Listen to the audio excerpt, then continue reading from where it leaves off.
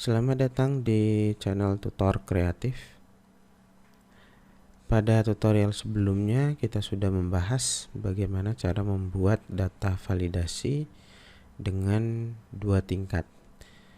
Namun pada video kali ini kita akan membuat 3 tingkat, yaitu dengan sebagai data inputnya. Contohnya kita buat seperti ini, tabel, kemudian di sini sub tabel, dan juga dari sini ada sub tabel. Jadi tabel ini berasal dari tabel yang sebelah sini. Jadi ada 3 tabel, A, B, dan C, yang dimana tabel A itu memiliki subtabel masing-masing, yaitu tabel A1, 2, dan 3. Kemudian dijadikan data tabel seperti berikut lagi. Tabel A, 1, 2, dan 3. Kemudian di A1 itu memiliki subtabel. Jadi ini tabel, ini subtabel, dan ini subtabel.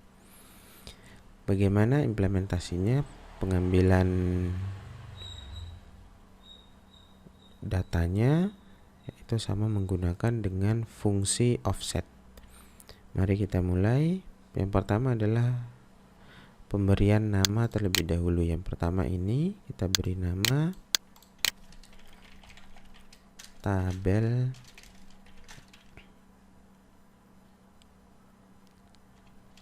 seperti ini saja.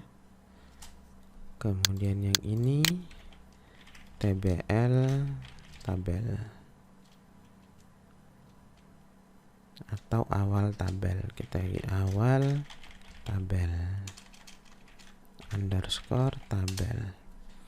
Kemudian yang di sini adalah di sini kita masukkan tabel, yang di sini subtabel. Kemudian di sini awal subtabel.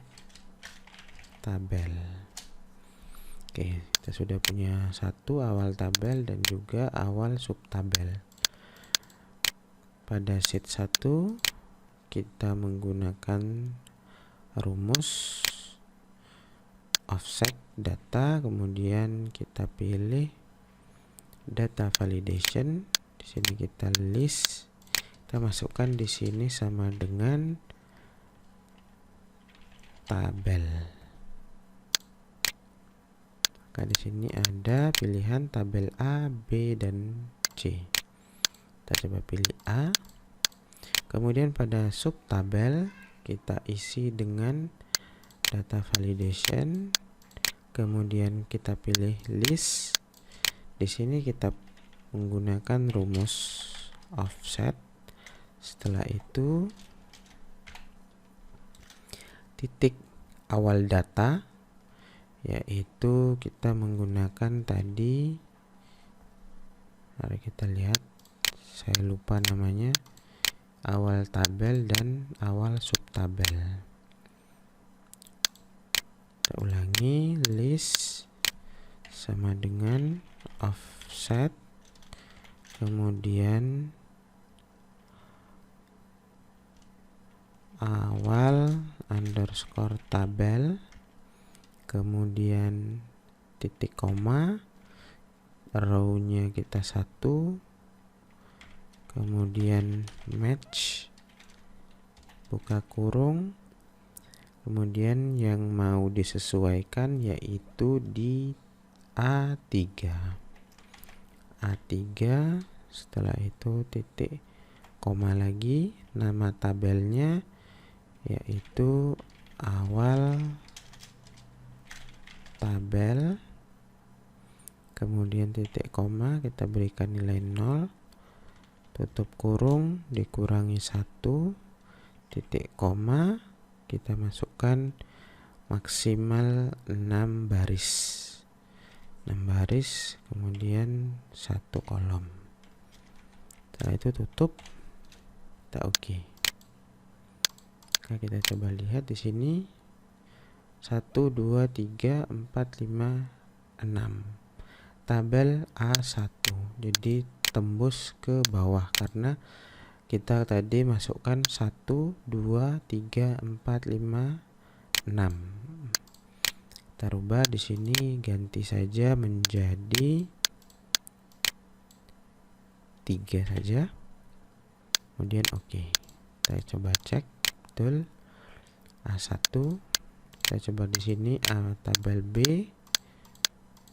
belum muncul karena belum ada.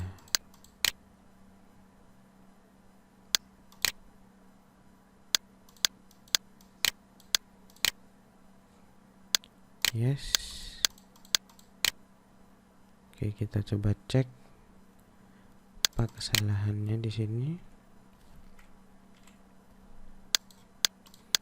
Tabel A,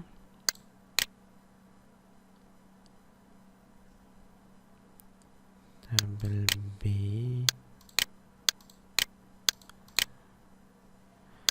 data validation, maaf, data validation, maaf, di sini harusnya bukan awal tabel tapi kita menggunakan tabel seperti itu.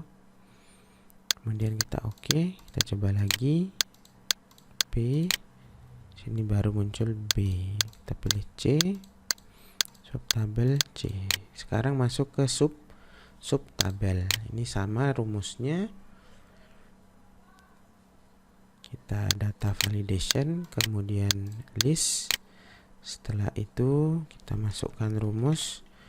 Yang pertama rumusnya adalah offset buka kurung titik awalnya yaitu awal sub tabel, kemudian titik koma 1 titik koma match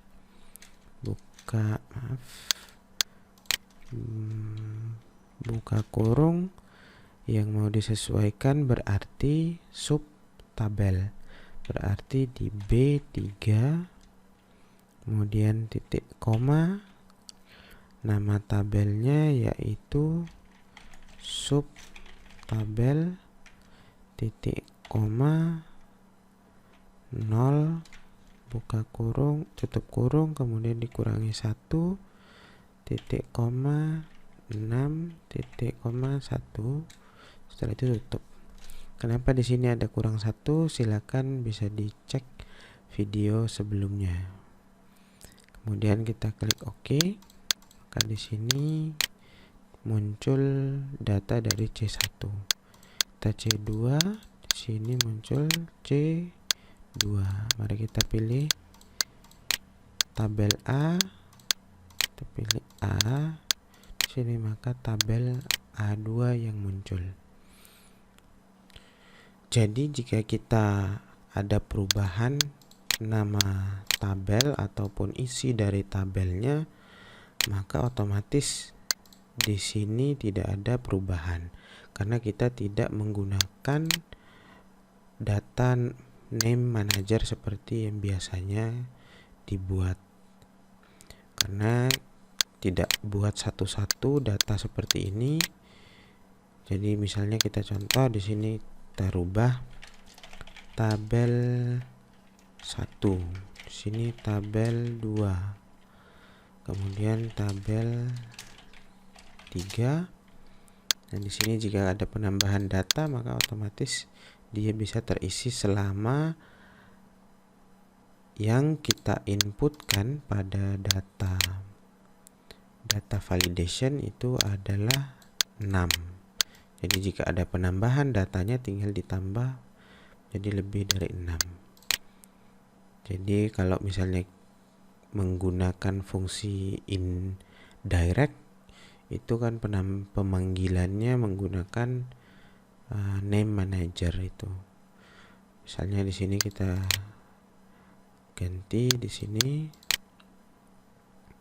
Karena saya menggunakan rumus A2, jadi ketika saya rubah di sini maka otomatis berubah juga pada tabel yang di bawah sini. Misal di sini tabel 11. Nah, maka di sini berubah. Di sini tabel 21. Di sini berubah juga. Nah, di sini akan ikut berubah. Tabel 11 sama, tidak ada perubahan. Begitulah dinamisnya penggunaan rumus ini. Misal kita nambah data di bagian sini, ada 7 misalnya pada tabel 1. Tabel 1, kemudian tabel 1 di sini mau masukkan tabel 7, maka di sini tinggal dirubah data validationnya. Di akhir ini kita masukkan 7. Maka data akan masuk tabel 7. Begitulah dinamisnya fungsi offset ini dan juga penggunaan dari match. Jadi implementasinya bisa berupa, misalnya di sini ada tabel kabupaten kota, di sini kelurahan, kemudian di sini desa.